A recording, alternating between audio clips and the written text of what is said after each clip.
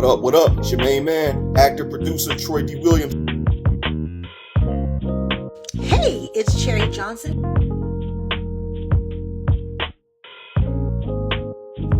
Hey, what's up, everyone? I'm Scott White. We are the Herd.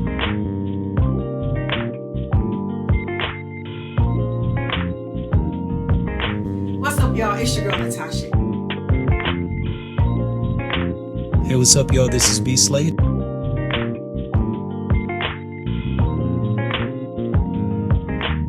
And you are now tuned in to Unmuted. You are watching Unmuted. To Unmuted. To Unmuted. And you're watching Unmuted. You're watching Unmuted. Keep it locked. Unmute yourself and speak your truth.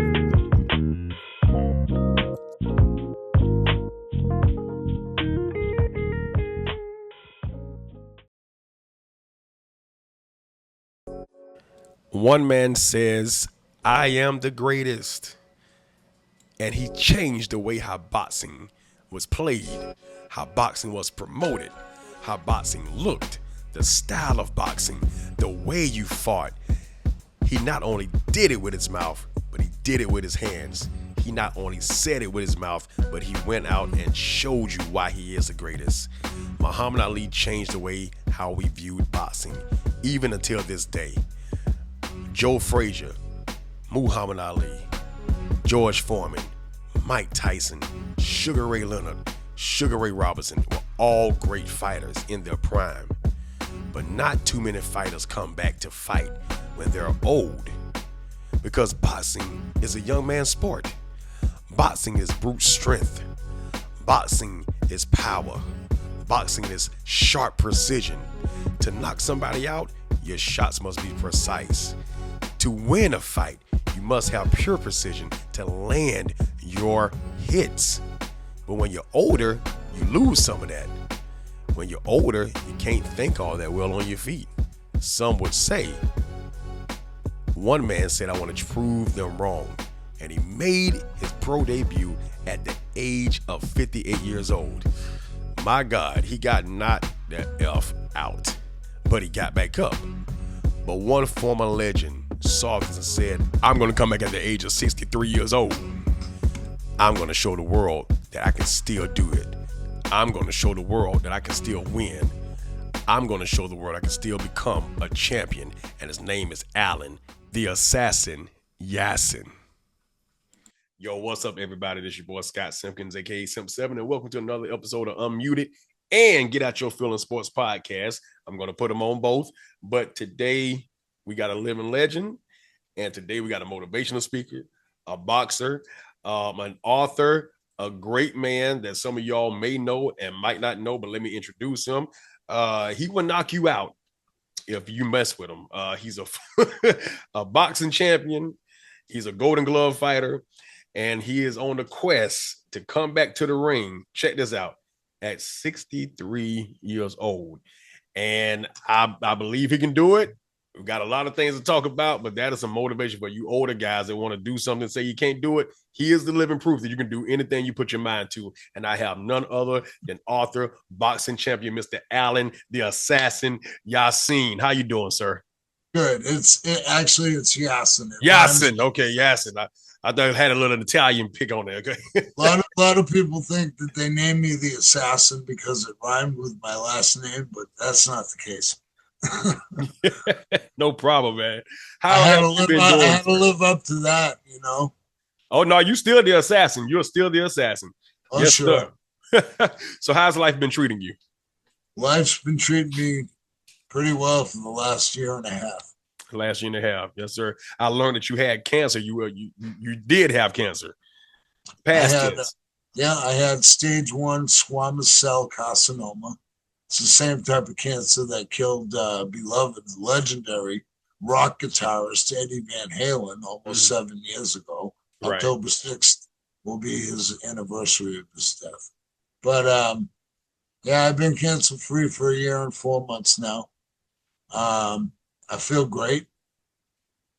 I published my book on January 9th, and my sequel should be ready in a couple of months. It's called Waiting for the Final Bell. Okay. The book is 9 of 12 rounds. Well, the reason that the first book is called 9 of 12 rounds is because 12 rounds is a championship fight. Mm-hmm. And I wrote 9 chapters or 9 rounds of my life. And I informed everyone in the book that the last 3 rounds, the sequel, will be the last 3 rounds of my life. Wow. And they could be 5-year rounds. They could be 10-year rounds. They could be 1-year rounds. But in January of 24, when I found out I had the cancer, I sat down and in 12 nights, I wrote. The book is 9 rounds, 9 chapters, and it's 60 pages long. Oh, that's easy. That's an easy read right there. Yeah, well, that's a page a minute. Right, exactly. Right? Okay. Well, the sequel is only 3 rounds, and it's 65 pages long. Because the book was written 85 to 90% from memory, and the sequel is dealing with current cancer treatment, current events.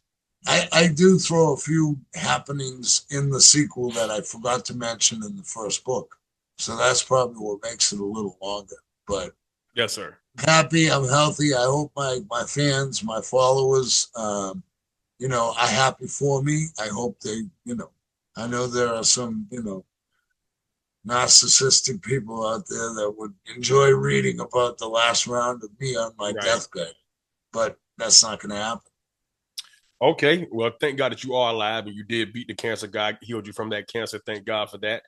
So Yes, my first question to you will be, what makes you want to get back into the ring after all that at 63 years old? Well, I didn't know the record had been broken again 6 months ago by a guy that was 58. But I know that the record was broken a year ago by a guy, Paul Iannucci, up in Worcester, Mass. He broke a record that was held by Dewey something or other. The record stood for 10 years, and he was 52 years, 4 months, and 10 days. Paul Iannucci was 52 years, 6 months, and 20 days. So he only broke the record by 2 months and 10 days.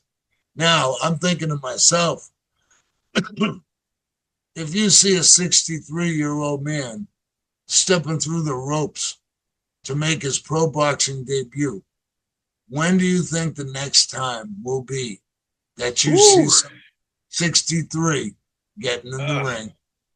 And people say to me, hey, listen, Allan, whether you win or whether you lose, you're still going to break the world record.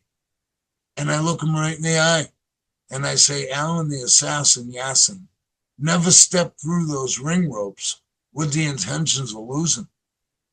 You know what I mean? Absolutely. If this is going to be a 4-round pro debut, I don't want it to go 4 rounds. I want to try to end it as quick as I can. Ooh. Now, that sounds like trash talk. And Nah. That's I've dealt with a lot. Listen, I've dealt with a lot of trash talk and all my amateur fights where I knocked these guys out that was so much bigger than me. But my trainer told me, if you don't give them the distance that they need to hurt you, boxing is 3 things: balance, distance, and position. Absolutely. You need all of those 3 things in order to throw a punch with the kind of, velocity you want to have on it, the kind of connection. You have to have those 3 things, put them together. So if I was up inside working the body of a 6'7" guy, he couldn't hit me. He couldn't hurt me, hit me with punches like this. Right. He'd have to jab off and get his distance, and that's what I intend on, is just total pressure. As far as the trash talk goes, I dealt with it all through my amateur career. I never said boo. I never said, and I never did any trash talk. These were what did the talking in the ring with the gloves and my brain. Okay. All right. Great. That's what's gonna do the talking. That's what's gonna do the talking. All right, because growing up where I grew up, we got into a lot of fights. Now, I only been in probably like 3 of them. Now, my mom is in the other room, and I don't need her to come beat me up now because she didn't know that. But But I had 3 fights.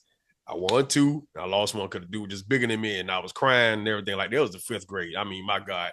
But you said something that's very, very, very powerful. I let these do the talking instead of the mouth, because I have seen a lot of people trash talk in professional fighting and on the streets, and they mouth did all the talking. And when these got put on them, they was out cold. Right. Yeah. So I also learned that you have your own boxing class. Yeah, I'm a Bellevue Boxing Academy. Bellevue Boxing. I practice. I provide one-on-one guidance, Mhm. which you can't find in any gym around. I give the student my undivided attention. He comes to my gym. We work and do our routine for an hour and a half. They leave here. They're happy. They got a good workout. They saw themselves improve a little bit. They maybe got a few words of encouragement from me, you know, um, and I like it that way. I don't want 5 or 6 guys spitting, sweating, and coughing all over each other. Right. And I'll be holding someone's ankles while they're doing crunches, and this guy will be hitting the bag, and every time he throws his left out, his right drops. You know Absolutely. what I mean? I Yeah, I know say, exactly. listen, if you swing at bad balls in practice, you're going to swing at them in the game. Mhm. So these are the things that we try to make into habits that you don't have to think about in the ring.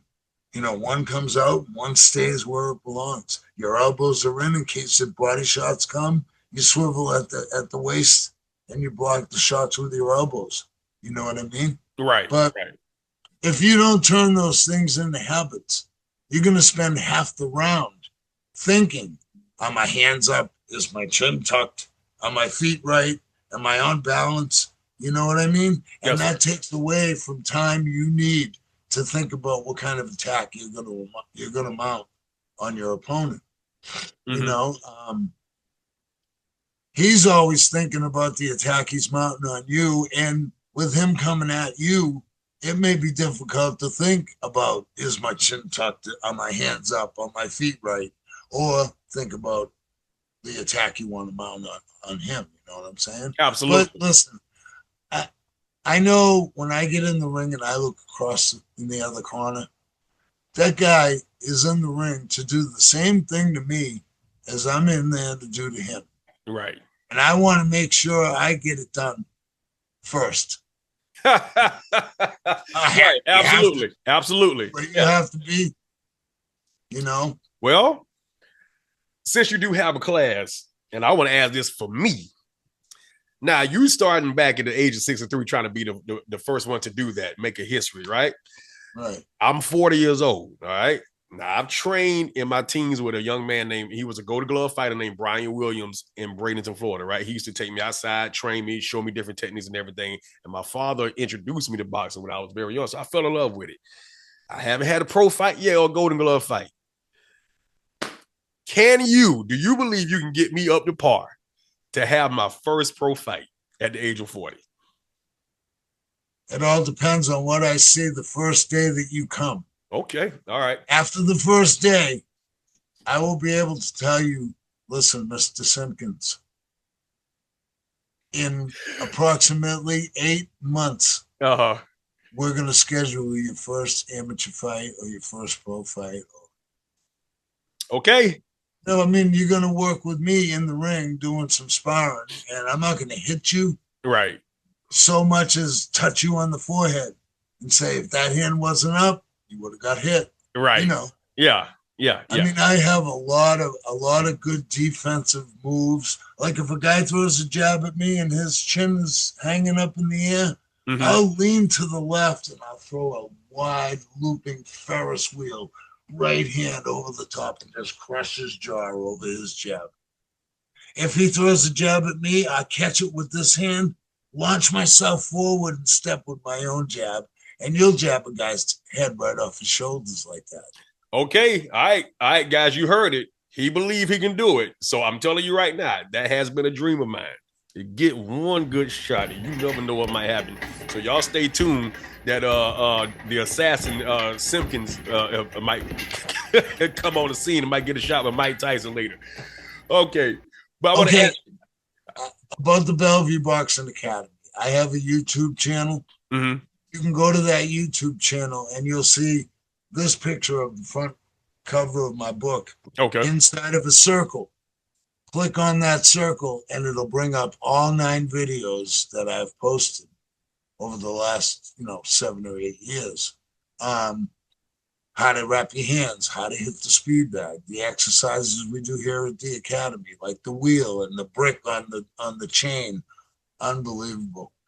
To build up the muscles you need for snapping out quick punches and getting them right back to your face.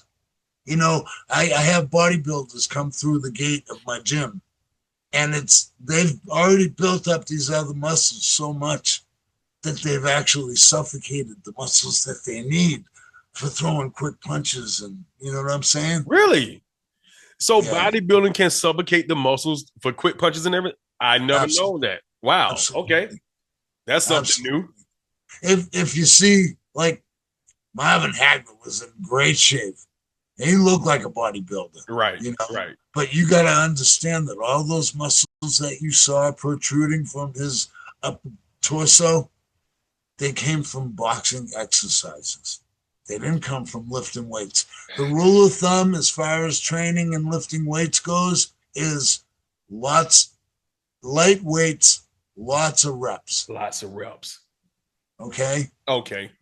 So you lay on the ground with 15-pound dumbbells and you'll turn your knuckles over and you'll do this, you do that 20 times, and you put them out to the side and bring your arms up. But I'm telling you, that 18-inch aluminum pipe with the little dog chain that hangs down, I got a 3-pound brick hanging on the end of a 3-foot chain. You hold that out at eye level and you try to roll that brick up and roll it down and keep your arms straight. And before you've done one of them, your triceps, everything's burning. You're like, oh my God. My students are like this. I'm like, straighten your arms out. Straighten your arms out. Come on, you can do it. Right. But they can't do it. I say, put your arms down. We don't want to strain anything. Okay, so I want to ask you this, because I heard this about Smoking Joe Frazier, and I grew up on a lot of old fighters. Muhammad Ali, of course, was ranked #1 in my household, so I fell in love with him, but also had a chance to see old videos of Joe Frazier. And on one interview, he said that he lost over 15 pounds in the ring alone after one fight. Now, how true is that? I mean, because I know it's an exercise, because I use boxing for exercise to help lose weight as well, but 15 pounds in a 12-round bout, how true is that? Sounds kind of far-fetched, but you never know. See, when you train for a fight, okay, I could start training and be 212 pounds. And then every week, I'm losing a couple pounds here, a couple pounds there. All of a sudden, I'm 187, and I'm training, and I'm training, and I'm training, and I'm not losing any more weight. You know why? Because I've reached my natural fighting weight. So, I mean, if you want to fight at 245, or, I was 6 feet, 211, 216. That's as high as I ever got. But, I was so quick that I wanted to be a cruiserweight. I wanted to be 195, so that I did fight Peter McNeely.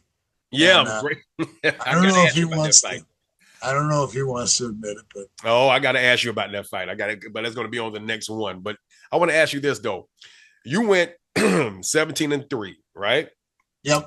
That's an awesome record, and you knocked out just about everybody that you fought. But from that time to now, why the big gap? Because you was on a trajectory, I mean, to really be one of the top boxers out there if you kept going like that. So what stop? I'll answer that question for you. I dedicated my life to boxing. When I was 23, my father said, son, time flies. He said, if you want to be a contender or a good professional fighter, or you want to even make a go at the world championship, you have to start training now. He says, I've followed your amateur career. I've brought you to the gym every day, 18 miles there and 18 miles back. Mm-hmm. You spend 1 year training solid, I believe that you'll be ready for the pros. You'll make a good showing, he said. And, I I don't mean any offense by this, but back in '85, there were a lot of black fighters, a lot of good black fighters who were champions.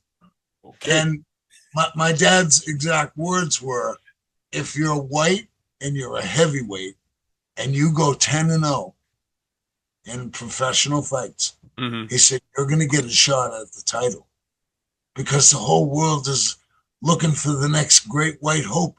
You know what I mean? Yeah. I mean, the greatest white hope we had was Jerry Cooney. And I don't know, but I took this out of my wallet to show you boxing is my passion, and I wouldn't have it any other way.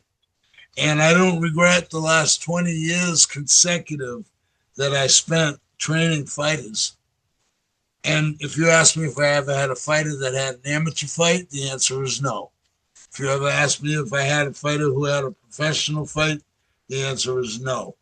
And the reason is they weren't good enough, first of all. Right. But in their mind, I built motivational skills that when they found something that they were interested in and they found something that they were good at, they would have the motivation to get them to where they needed to be. Right. You know what I mean? Yes, sir. Here it is right here, 20 years in a row, consecutive USA boxing.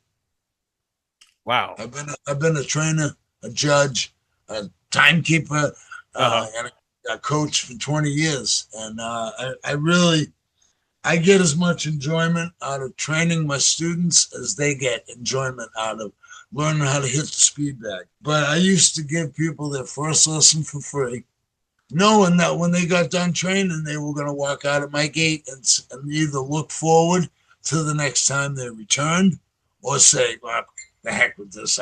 This isn't for me, But I told everybody that came to my gym, if you want to get in shape, if you never want to have a fight, that's fine by me. If you just want to come and get in good shape, if you want to learn self-defense, you want to learn how to defend yourself, I have no problem with that. And I'm not going to try to make you a Golden Gloves champion or a champion of the world professionally. I'm going to let you decide what you want to do, Right. And I've probably had in excess of 200 students in the 20 years that I've been training. A lot of students. They last for 6 months maybe, and then they find something else that grabs their interest, like soccer in high school or something else, They've never really been hit, and I don't think they want to really know what it feels like, but I know what it feels like to be hit. Yeah. This nose has never been broken. Wow. My bone ends right here. This is all cartilage. Good. Like, I'm not going to say I never got hit there. I'm not going to say I never bled, and I'm definitely not going to say it didn't hurt. But right. It was never getting broken. Okay. Well, so all that has happened, why 63? Because I'm concerned, of course, about the age and about how much the body can take at 63. Also, too, you informed me that you was waiting on your health card to get caught up and hope they pass it. So, I mean, do you have any concerns about getting hit the wrong way and you getting knocked out of possibly, No, you know what? Earth? You know what? Honestly, sir, the other night I told my wife, and I told this other kid a few nights ago, if I die in the ring, and that's a big if, but that's where I want to die. That was meant to be, and that's in my heart. Okay? Wow. It's like fighters like Ray Boom Boom Mancini from Youngstown, Ohio, won championship fights for 15 rounds, which my dad always believed that they should have been. All right? They shouldn't have gone to 12. But in round 14, Duke Koo Kim from South Korea succumbed to the punishment that Ray Boom Boom Mancini had been dishing out for 14 rounds, and he died from his injuries. Same thing with the Rafael and Gabriel Ruelas. Right. The twins. Yeah. One of them, I think it was Rafael. I'm not going to say because I'm not sure, but one of them killed someone in the ring, and they were never the same. But let me tell you something. If I ever killed someone in the ring, trying to defend myself, and just hitting them with the regular shot that I would have hit somebody, I don't hit people with the intentions of killing them. But if a guy goes down after I hit him and he doesn't get up and he dies on the canvas, the only thing I can do is look back at him and say, my God, that could have been me. You wouldn't go pray for him or go? Oh, I definitely would. But So I would also thank the Lord that it wasn't me laying on the canvas. Wow. Ooh, but that's the mass. And I don't think it would have an effect on my next fight. Ooh.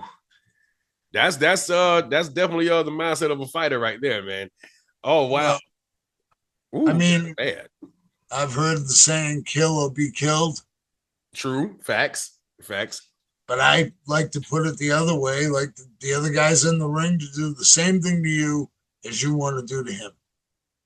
Who's going to get it done first? Right. You know, and what's going to be the end result of the outcome? You know what I mean? Yes, sir. Is the guy going to live? Is the guy going to die? Is he never going to fight again because he's got brain damage? Let me give you an interesting fact.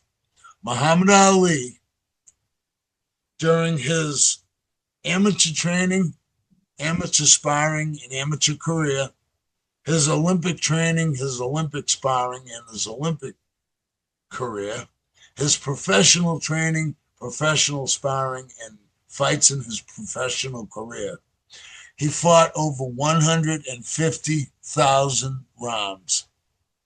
And he took an average of 10 punches to the head per round. Yeah.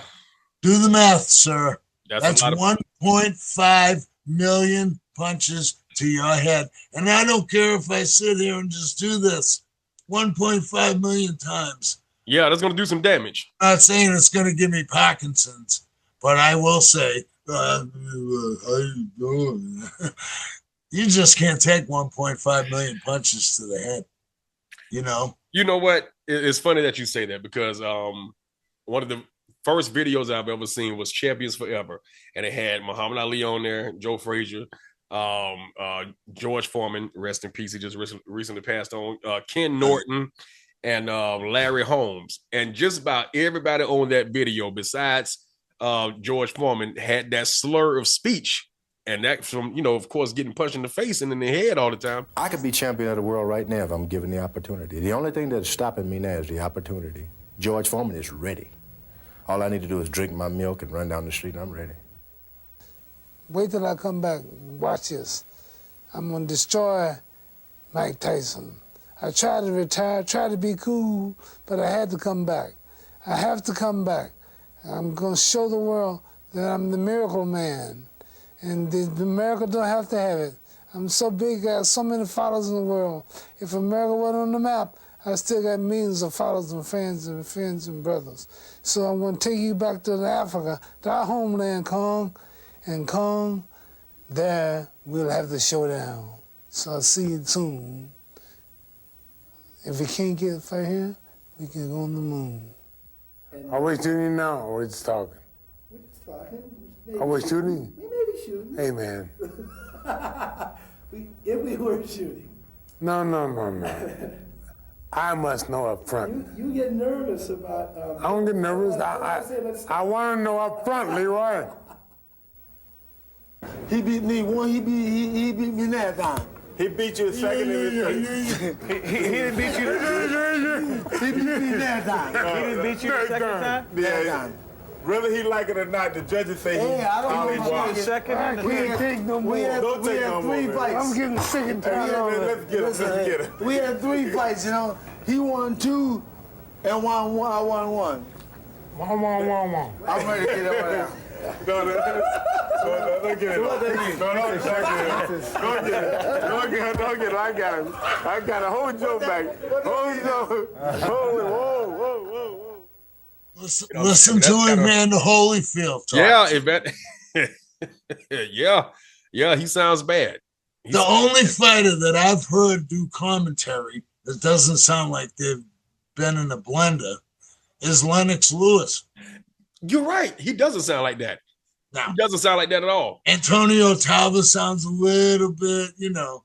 Who I had the pleasure to meet and hang out with for a couple of times. I sparred with him. Yeah. I trained with Christy Martin. Really? And her husband Jim at the Robinson Street Gym in Orlando. Yeah, when she was champion. That's amazing. I've had the pleasure of Hector Camacho Jr. You was with Hector Camacho Jr.? I trained with Hector Camacho Jr. at the Fort Gatlin Gym in Orlando.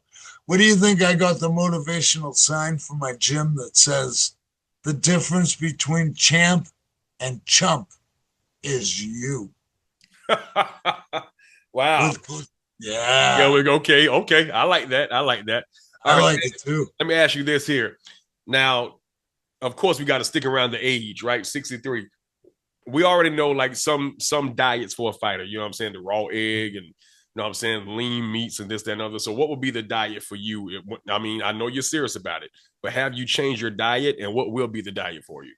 Well, because of the cancer and the surgery, because of the cancer to remove my body of the cancer, I've had a lot of problems swallowing, and that is part of the reason that I've lost 42 pounds in the last year and a half. Because every time I eat, I have discomfort in my throat. I get food that gets caught, pieces of rice, pieces of spinach, lettuce, you name it, skin off of a bean. I have to go and cough it up and swallow it down the other side, because what's happening, I think, is the food's getting trapped under my epiglottis and it's not releasing. I can drink juice, water, but that's the reason that I don't eat all the time now. You know, now I wait until I'm really hungry. My wife said the other week, she said, Allan, it's almost like you're on a hunger strike. I said, no, honey. I said, when I'm hungry, I'll eat. And I know I have to deal with that discomfort in my throat for a half an hour after I get done eating. And you know why? Because you know what it's like when you get something in your eye. Right, yes. And you try for 15, 20 minutes to get it out, right? And then you finally get it out. You know you got it out, right? But your eye inside, every time you blink it, you still feel that irritation from whatever was in your eye rubbing up against your eyeball for that long. You know what I mean? Yes, sir. So my throat is irritated just from swallowing food. I mean, I can drink liquids, I can eat ice cream. That even gives me a little problem sometimes. But I'm down to a lot of vegetables. I'm down to fish, catfish nuggets, you know? Yeah. Bread them up, I fry them in the fryer, which probably isn't the most healthiest thing, but hey, it's good. To know how healthy I feel and to have my primary care physician look at me and say, wow, you're down to 192 pounds from 236. She did blood work on me. You know, my blood pressure was, 128 over 64. I mean, my pulse heart rate was like 68. She's like, I'm like, my wife thinks I'm on a hunger strike and that I'm going to starve to death. She looked at me, took one look at me. She said, you know what? You could go for 2 weeks without eating anything. Not that you wouldn't lose more weight, but you have enough meat on your bones, to let you last for 2 weeks. So now instead of eating in excess of 3 meals a day, plus the snacks in between and the late night crackers and cheese in bed, where your metabolism just slows down at night and that stuff just sits in your stomach, it can't really digest correctly because your metabolism slowed down. So that's weight you gain. Yeah. So I'm sorry that I have problems swallowing. I'm sorry I can't eat as much as I used to, but I'm glad to see the results from not being able to swallow, or only eating when I'm ready to feel discomfort for a half an hour. I'll fill up. You know what I mean? And I know that I had a good meal and I'm not going to be hungry again for, another 6 or 8 hours. I find myself eating probably 2 meals a day, But my goal is to get down to 185. Where are you at now? 194. Oh, that's easy, man. You have that off by the end of this conversation. I was 236 on the cover of my book, and I was 235 when I had surgery, February 8th of 2024. So between February 8th of 2024 and today, I have lost 42 pounds. Wow, that's pretty good. Yeah, that's pretty good. So I want to. My son just turned 18 Christmas Day. He's going up north to New Jersey to Kane University. Okay, that's good. He's a field goal kicker. I watched him make 2 50-yard field goals last week. I couldn't believe it. Really? I said, he's going to get scouted by someone. That's amazing. Hey, congrats to your son, man. Yeah, he's awesome. He's the one that when 10 years old, 11 years old, he's the one that shot, edited, spliced, posted my videos on YouTube and did a little segment at the end where he says Bellevue Boxing Academy, right, and just yeah, this generation is very tech savvy. They know a lot more than we do. But I'll ask you what I ask everybody: how many fifth graders today do you think know what an abacus is? About 17,000. Do you know what an abacus is? I've never heard of an abacus. I can guess what an abacus is. It's a tribe in Judea that eat cream cheese and fish. Remember when we were young? They used to have these. Oh my God!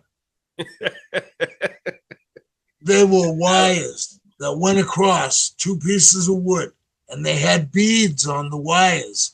And they taught you how to do math, how to add. Yeah. Okay, yes, I remember that. That's what that is. That is an abacus. That was invented by the Chinese, and I'll guarantee you that no fifth grader today knows what an abacus is. Through the search of the internet, probably, but I never know. My ancestors probably use them to try to figure out how to get away from slavery, but that's about it. But we used them all the time in elementary school, Yeah. And now I know that kids just pick up their phone and hit a calculator and times have definitely changed though. But since times have changed, right? I know back in the day, a lot of boxers had a passion for boxing because they want to have self-defense. They was introduced to boxing or something like that, or they had, or they were bullied, or had criminal backgrounds, and they said, "I'm gonna turn this energy into boxing and use it for something positive." What's your story? What gave you the passion for boxing like you have? I was bullied. And my father used to say, "Listen, Allan, you don't have to get on your knees. You don't have to cry. You don't have to run home off the school bus with 8 kids chasing after you." He says, "They're only bullying you because you don't fight back. You don't hit them back." And my father's rule of thumb was never let the other guy get the first shot in. He said, if a guy sticks his chin out at you and says, "Come on, hit me," he said, you haul back. Boom, and you hit him. You nail him with the best shot you got. But my dad says, you're not hitting any of these guys that are bullying you. He says, and if you do hit them, you can probably expect a fight to occur. And you may lose that fight. But the other kid, because you're fighting back, the other kid's gonna be hurting. And he's gonna think to himself later on, hey, I can go pick on Allan Yassen, but he's gonna hit me back. And it's gonna hurt. So let me find someone else who will get on their knees or cry or run home off the school bus just so you won't hit him. You know what I mean? Right. So my father, when he found out I was interested in boxing, he got 2 pairs of gloves, and him and I went out in the backyard for 4 rounds. I split his lip. I cut his eye. I gave him a big purple mouse under the other eye, and his nose was bloody. So after we were done, I felt good. I felt a little redemption for the the coat hangers we used to get hit with, or the belt buckles we used. You know what it was like growing up. I mean, I can't remember a better time to grow up than the time we grew up in. My parents used to say, go to your friends, go down the playground, go to the Paragon Park, the amusement park, go wherever you want. When those street lights come on, your ass is back in this house. You know, that was it. It was no worrying about pedophiles, worried about being abducted or anything. Right. But anyway, after we had sparred and I had, really messed his face up, I went down a couple hours later and I said, "Hey, Dad, I just wanted to apologize to you." I said, "You know how much I love you." Right. We were the kind of love that I would walk in to meet him at the poker room, 40 other guys around. We walk up, wrap our arms around each other and kiss each other on the lips, because that's the love we had for each other. It wasn't anything to do with gay or straight or right. My father, I love you, Dad, Right, and that should happen. That's your father. So I went to him and I said, "Dad, I'm really sorry. I really didn't mean to mess your face up like that." He said, "Allan, don't you worry about me." He said, "I heal good." He said, "I'll look just as good as I looked before we sparred 5 days from now." He says, "But you showed me one thing." He says, "I know how much you love me. And I know how much it hurt you to see what you did to my face. But if you could do that to my face, to someone you love, to the ends of the earth, just think of what you could do to someone in the ring that you don't even know. But you know that they're in there to hurt you." Right. Wow. So that's the way I looked at it. And he drove me the 18 miles back and forth every day to Connolly's gym and Dorchester Ave in South Boston, where Sean Mannion, I don't know if you remember him, but he was. No, I don't. He was the only really good fighter they had. But, I sparred with Marvin Hagler. I sparred with his half-brother, Robbie Sims. I worked out with Edwin Curette, who's a good friend of mine on Facebook now. Mike Capiello, Mikey Catalano from Cambridge. There was a lot of fighters. My trainer, Al Clementi, was 87. He couldn't do mitt work with you or anything like that, but he could show you. He could show you how to turn that hand over, land all those four knuckles straight, and knock a guy out from 6 inches. That's amazing. So I want to shout out to John Rayfuse Sr. He's out there, and he's a friend of mine from Malden. And Al Clementi. Okay. Al Clementi was voted into the Boxing Hall of Fame in 1994 at age 92.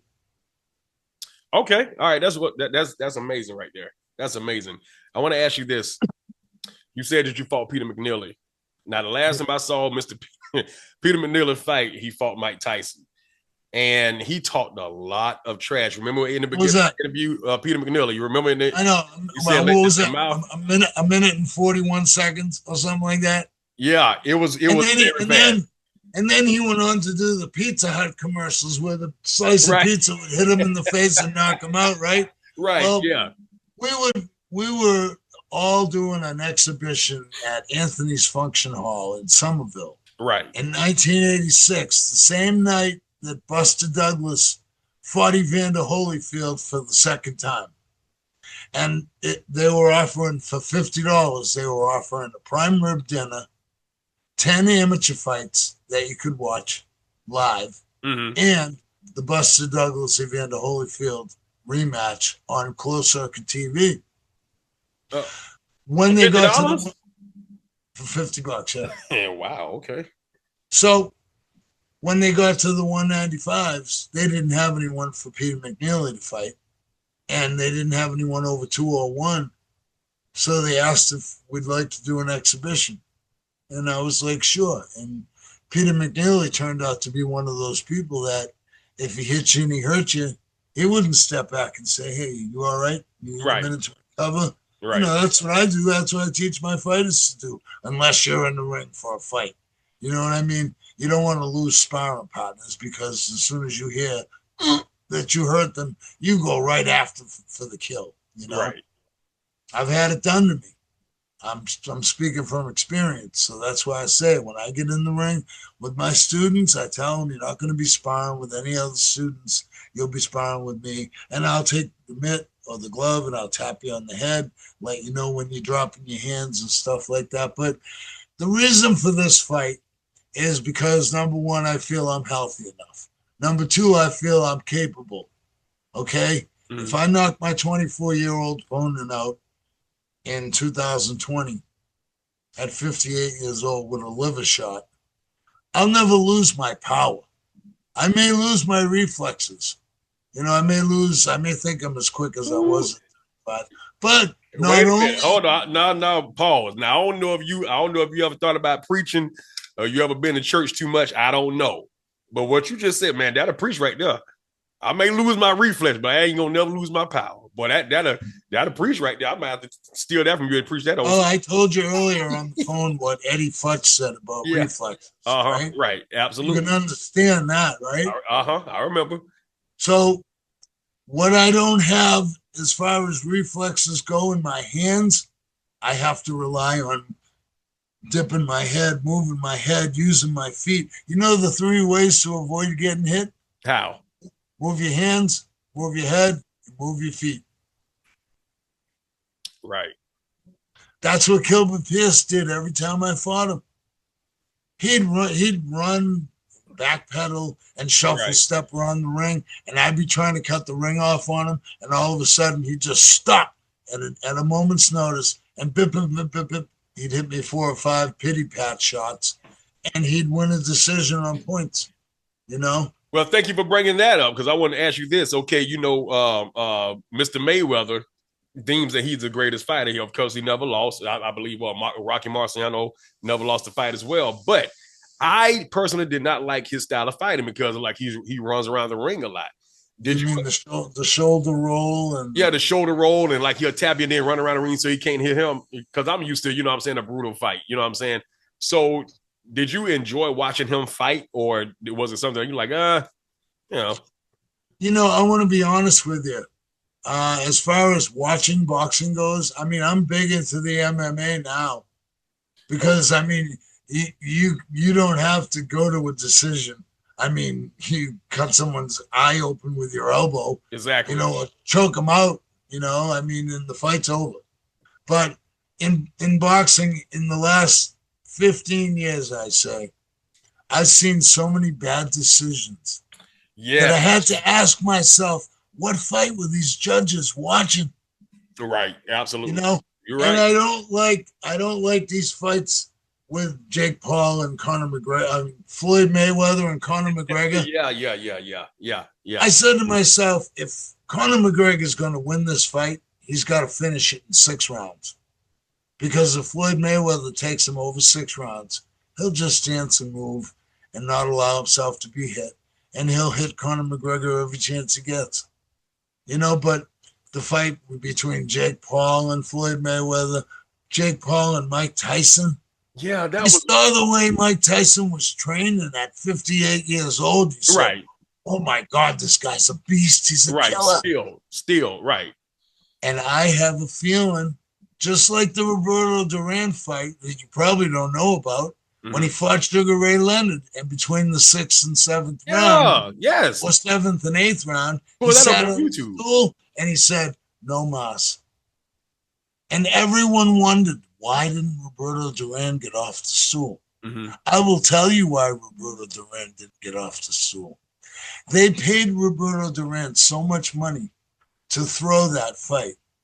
They told him, listen, Sugar Ray Leonard's going to win this fight. But in the 7th round, 6th round, when Sugar Ray Leonard started doing the bolo punches and started making, you know, being a real showman, right, and making Roberto Duran look like a fool, that's exactly what happened. He sat in the corner. He said, I might be going to lose this fight, but I'm not going to be made to look like a fool doing it. I'm just going to say no mas. Yeah. And everyone's going to wonder why. Why couldn't he continue? You know? So that's the story behind that.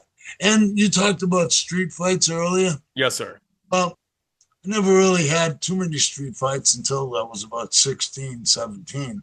And then I got into the boxing. And after I got done boxing, there were a few occasions that I had to talk my way out of a fight. Because when you know what you can do to someone with 14-ounce gloves on or 16-ounce gloves, you definitely don't want to hit them with a bare hand, right? A bare fist, right? Oh my God, I'll push your right side of your jaw through the left side of your face, bro. I mean, come on. I usually try to talk my way out of trouble, but when my legs start to shake, I say to myself, "Oh my God, it's going down," and I take my hand and I'll bitch slap them. Wow. knock them on their ass, and I'll just say, "Listen, you want trouble? Get up and we'll have trouble." I said, "But someone's going to jail. Right. Someone's going to the hospital. Right. Someone's going to wake up tomorrow and regret what happened the night before. If you want to get up, be a gentleman and walk away." I'm talking about someone drunk at a bar. I'll go there to shoot a game of pool, and I'm so big, I guess I'm intimidating. Some guy will walk over to me and say, "I'm going to hit you." Right. Why me? Why me? Because you don't want to hit me. Oh man, this interview is hit me with a pool stick across the face. I don't do that. But when you know, that's why when you have respect for other people, and even though you're in an argument with them, you respect them enough to know how much you could hurt them. Right, exactly. You hit them. Been done that, yeah. You try to talk your way out of it for right. their sake. You know what I mean? Mm-hmm. I mean, but sometimes you can't, and you just have to slap the guy, and 8 out of 10 will walk away. Yeah, it's almost like Lord, I done turned my cheeks 17 times. This 18th time, you're gonna get knocked out. Bottom line. Right. Yeah. So the fight, I not only think I can win, okay, but because I want to make my name known, I think being in the ring to make my pro debut would be one hell of a way for people's eyes to open and say, "Wow, Yassen the Assassin is back after 45 years." You know what I mean? Maybe I'll get endorsement offers to do like deodorant or running shoes or boxing equipment. Yeah, you're a good candidate for sketches. I'll tell you. And my book, listen, talk about sketches. My dad's best friend owned Sketches. He used to own LA Gear. I got beat up on the school bus for coming over with a fresh pair of LA Gear. No lie. He sold LA Gear for $300 million. All right. He bought Skechers shoes. He used to send my father and my half brother. Used to send them like 6, 7 pairs of sneakers, slippers, shoes a year. Right. My father's house burnt down. The owner of Skechers, who grew up in Dorchester with my father, said, "Stanley," he said, "get a builder, get an electrician, get a plumber, get some estimates." He says, "I'm going to build you a house." Wow. My dad asked him for a little bit of money to help him get by until he can get back on his feet. He sent my father $10,000, right? My father sent him a check back for $1,000, just towards the 10. He sent the check back to my father with void stamped all over the check. And inside was a little note, and I can't say what it said. But it said, "Listen, you fat, that money I gave you was a gift, not a loan. I don't want, nor do I need your effing money. Keep your money, build your house, send me the bills." He built my father a $140,000 block house. Beautiful. Is he still alive? Not your father, but his best friend? Yeah. Can you tell him that I need a little, a little loan? He can give me a loan. I'll pay it back. He can give me a loan. But he just shoot me that 10 G's, tomorrow, I'll be sure to have it back in at least about 7 years, somewhere around. Well, after I have this pro debut, if I get medically cleared, They say you can only expect to make up to $10,000 for your pro debut. Mm-hmm. So even at 63, I don't care. I just want to do it for the fame, for the publicity, for the knowing that I can do it. Right. And there's people that are looking at me saying, there's no way you're going to be able to do it. You just watch. Wow. You watch what Yassen the Assassin does when he knows that there are endorsements on the line. There's a $50,000 fight waiting for me after I make my pro debut. Yes, sir. Which I'll probably turn down. Okay? I just want people to know who I am. I just want my book to sell. I want my sequel to sell. I want people to read my story and say, you realize something? If that was me, I would have taken a gun when I was 35, but I just would have ended it all. I couldn't have gone through all this stuff in my life. Now, my brother, 9 years younger than me, lives in Auburndale. My other brother lives in Groveland. Piece of crap. But wow. Anyway, yeah, I hope he hears it. But my brother said to me over lunch one day, he said, Allan, he said, I read your book. I liked it. He said, but don't you think there were other people in this country or in this world that had lives that were similarly difficult to yours or even more difficult than yours? They had to go through much more challenges and setbacks and adversities. I said, yes, Jeremy. I said, but they didn't share it with the whole world. I said, that's what I'm doing. I'm sharing it with the world. Right. I want people to know what I went through to decide that I can't live like this. They asked me about when I did my TV spot. They asked me, we want to know what the inspiration was for writing your book. The inspiration for writing my book was living week to week, paycheck to paycheck, just getting by, paying bills and food and gas for my truck. And I was tired of living that way. That's why I don't think there's any other way to get my name out there. I mean, yeah, podcast is going to help. Thank you very much. Right, no problem.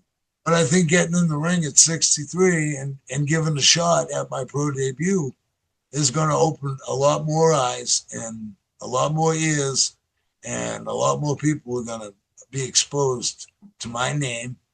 And all they got to do is go to Amazon, Kindle, iBooks, eBooks, iTunes, Google Play, right, Apple Books, Reader's House, Barnes and Noble. They're going to see my book, you know? Yes, sir. So my last question for you, after this fight is over, once you do get it, what is going to be the legacy of Mr. Yassen, the assassin? Well, the legacy is partially in my YouTube videos, because when I'm gone, people who I grew up with or people who knew me or people who trained me or sparred with me can look at those videos and say, wow, that guy was a hell of a guy. I used to spar with him. We used to work out. I was a student at his gym for over a year. You know what I mean? Yes, sir. That's the kind of legacy I want to leave. I want to leave a positive legacy. The message from my book they asked me about, I said, the message is that anyone who has faced any kind of hardships or challenges or adversities or setbacks, if they're strong enough mentally to push those negative things to the side and find something that they enjoy and something that they're good at. Like they say, if you enjoy what you do for a living, you'll never work a day in your life. Right. And I enjoy training students, and I enjoy hitting. I don't enjoy getting hit. Right. You won't see me get hit much, but not getting hit is what frustrates your opponent to the point where you're able to hit him, which even frustrates him more, you know. Right, absolutely. So I know about the mind games that boxers play. And I'm not all about mind games. I want to beat you, and I want to beat you fair and square. But I'm not going to let you hit me so I can hit you. I'm going to make you miss, and then I'm going to pop you with one, you know. That counter punch, yes, sir. So the message is anyone who is strong-willed enough can push any negativity in their life to the side and do what they need to do to become a success at whatever they enjoy or whatever they're good at. And my inspiration for writing the book is, like I said, I was just tired of living the life that I'm still living today. You know what I mean? I'm still living Social Security. Hey, we can all relate. We can all relate to it. You know, paycheck to paycheck. Barely got $15 to put cheese on the sandwich. Hey, I understand. I understand. Like a tithe, who's going to pay that? I understand. I get it. So I mean, writing the book was, part of my inspiration. I mean, I just wanted to do it. I mean, it had to be done. My story has to be told. I would be surprised if someone didn't want to make this into a movie. And if they did, I would ask them if I could play myself as an adult. Yes, sir. You know, I mean, I wouldn't expect to play myself as a child, but as an adult, I mean, I think I shave you up just a little bit, put a little scully cap on, and kind of trim your hair a little bit, put some makeup on. Yeah, I would do that. Yeah, but I think I'm good looking enough. I think that, I mean, I used to belong to Boston Children's Theater. I tried out for Zoom. I made it, but they had something in the contract that said you had to live within 10 miles of the TV station. And I had put my real address down. If I knew that, I would have put my aunt's address down. She lived a couple towns away. Yes. But anyway, I think I could do it. I could play myself. I think I could take this pro debut a lot further than people think. You can definitely do that. I don't know if people think that I'm just doing it to make a name for myself. I'm not. I mean, I want to make a name for myself, but not for myself. I mean, I want people to read my book. I want people to understand what a champion had to go through. What a 63-year-old man is doing getting in the ring for his pro debut. Absolutely. Why? Because I need it, and I want it, and I gotta have it. I mean, I can do it. I mean, if anybody thinks that I can't do it, I mean, I got a boxing ring right out in my backyard.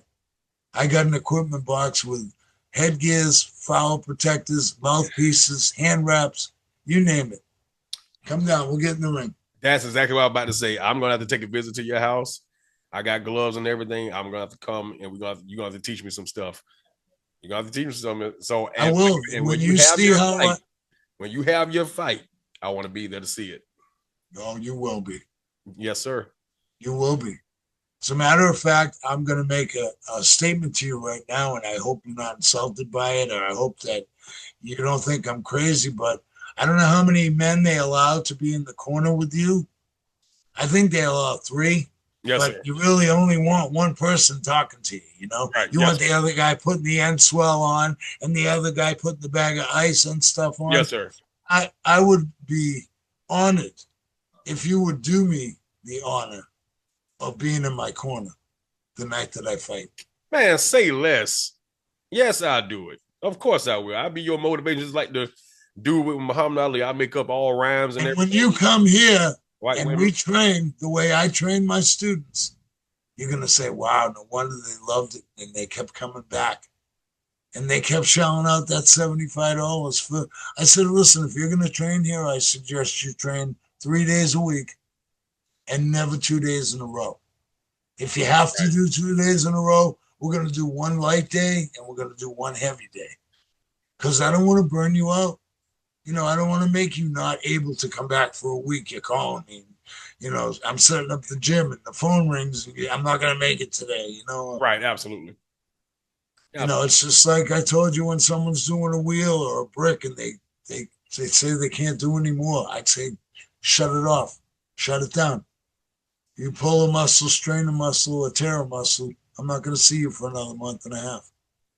You'll be healing. You'll be recuperating. And while you're recuperating, you'll be having second thoughts about, do I really want to go back to the gym and risk another injury like this? You know?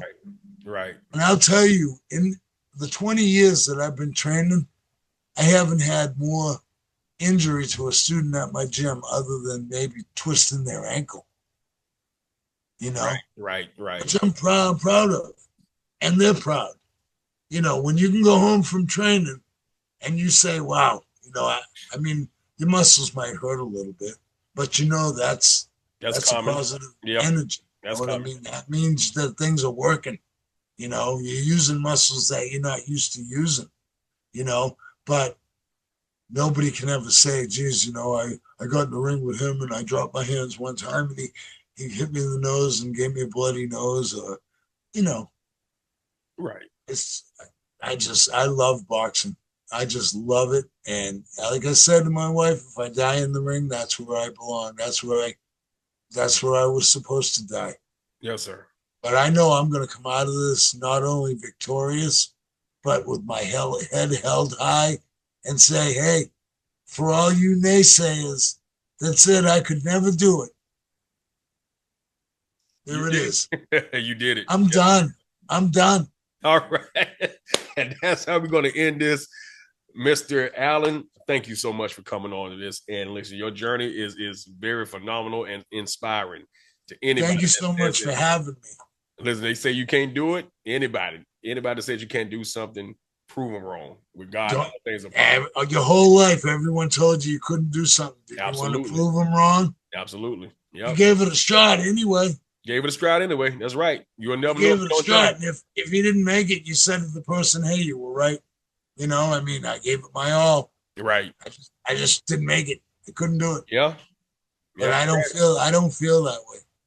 I think that anyone who looks at me on the other side of the ring, and people are telling me to shave my head so I look mean, you know, when you see a 63-year-old guy with a head of hair like this, you know what I mean? When I go in the ring and I look like Animal from Sesame Street playing the drums, my friggin' hair out to here, you know what I mean? Yes, sir. Watch out. Because I ain't looking to sweat any more than I have to knock you out. Absolutely. That's right. And y'all hear the confidence. Look forward to it. As soon as the information about the fight comes out, we're going to post that. And guys, y'all will be able to go and see history in the making. Allan, the assassin, Yassen, coming back one more time. 63 years old. There's a whole lot of podcasting going on, but ain't none like this one, though. Hey! Get out your feelings. Hey! Come on. Like my page, like my style, like my flame. Get out your feelings. Hey!